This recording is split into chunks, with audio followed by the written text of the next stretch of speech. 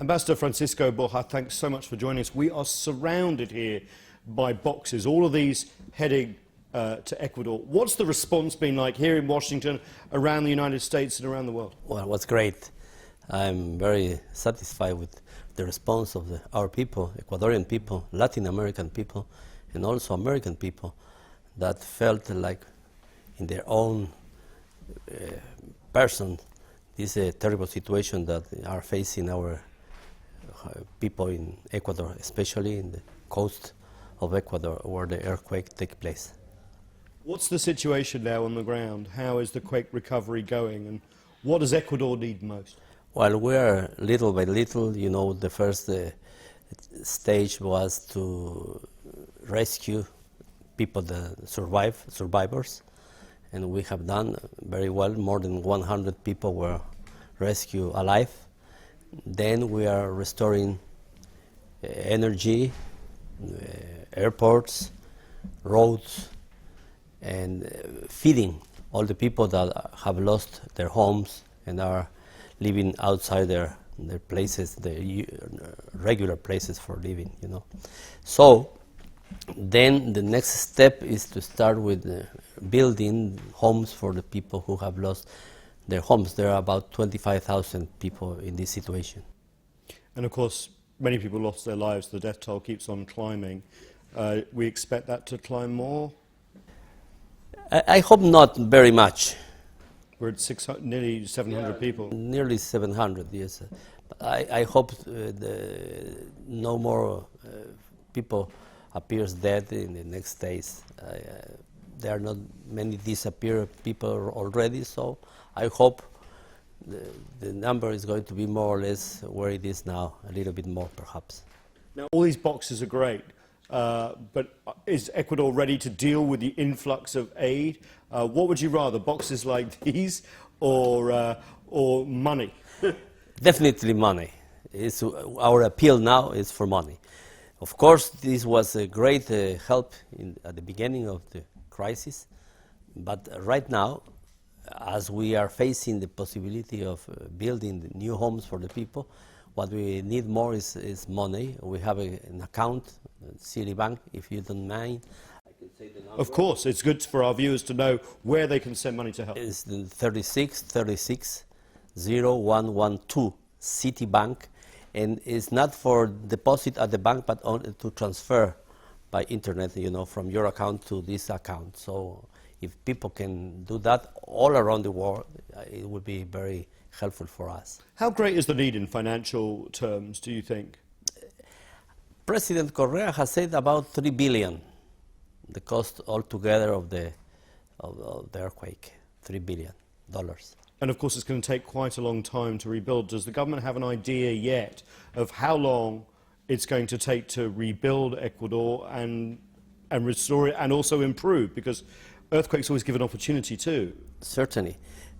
We don't, at least I don't have that information of how long it's going to take, but usually it takes months and even years to recover completely the country and the people's life. But we're going to do our best to do as quick as possible, but also very well organized in order to reach what we want, rebuild the homes and the roads and the schools.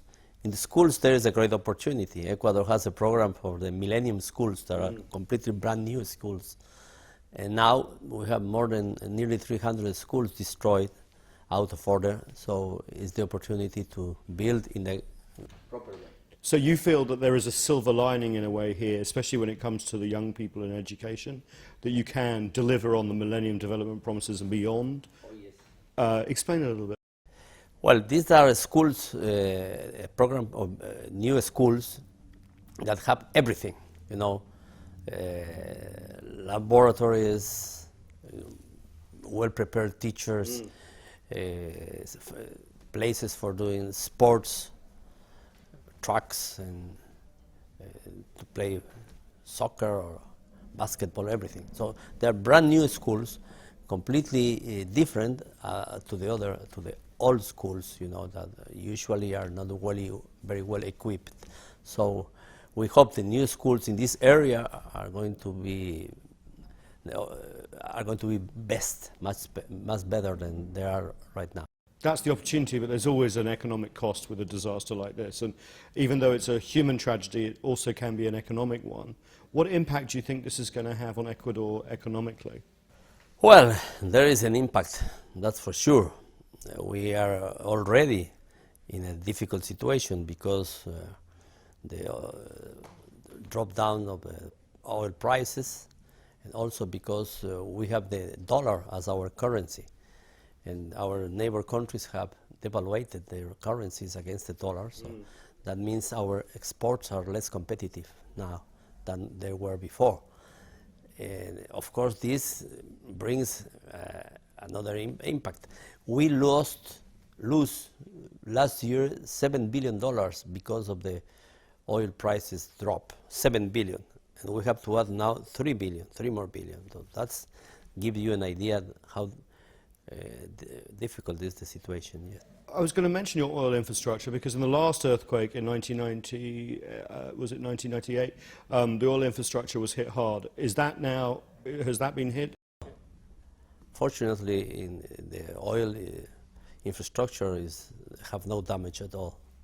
So that's good news. That's good news. Also, most of the airports, most of the roads are working. Also, the hydroelectric plants that we are building now, and those we have built before, are okay. Obviously, there's been a tremendous outpouring of support. We see these boxes not just from the Ecuadorian community, but from the global community.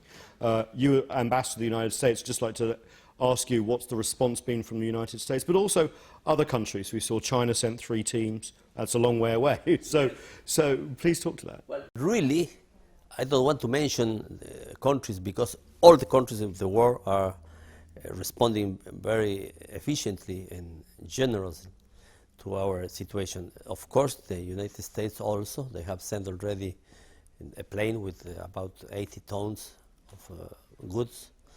And they have put some money on for food for the people also. They have sent also the control tower for the airport in Manta that have fallen down because of the earthquake. And there are some 20 people down there right now evaluating the situation in order to continue supporting our country in what we need. Right now is a moment to stop and think about what we need in the near future. We go to step by step, and it's very important that the technicians could see the situation how it is right now and think what are going to need in the near future. That's where some of the people from all around the world, but also from the United States of America, are now in Ecuador doing. So you're going to see this crisis as an opportunity as well for development, for creating less earthquake-prone buildings? Well, that's another important issue you are talking about. It's very important to start to have more stronger measures in order to have better buildings in the future that can resist earthquakes. That's also an opportunity in that area. You're right. Another opportunity is the world is looking at Ecuador right now. So it almost gives you a chance to explain how beautiful and attractive your country is. Tourism, of course, is tremendously important in Central America and Latin America. Is this an opportunity to advertise Ecuador too? Yes, certainly. We have done already. As you say, Ecuador is a very beautiful country. It's a very compact country, a small country that have everything as South America. It's like a synthesis of South America. Like a microcosm of everything? Yeah. We have great beaches like the Caribbean. We have highlands like Peru or Bolivia. We have Amazonic jungle like Brazil or any other country. And plus, for of them, the Galapagos Islands are unique in the world. A fantastic place to visit. So we are taking this opportunity also to promote our country as a great country for tourism, certainly. So the best way to help Ecuador is to go to Ecuador. Go to Ecuador, Because the country is working quite normally. Right now, it's only this small part of our country is, you know, in the hard situation, but the rest of the country is working as usual, so the visitors can go and have a lot of places to visit and a lot of things to do. Ambassador Francisco Borja, thank you so much for sparing the time at this difficult time for your country, but let's hope something positive comes out of it. Thank you very much. And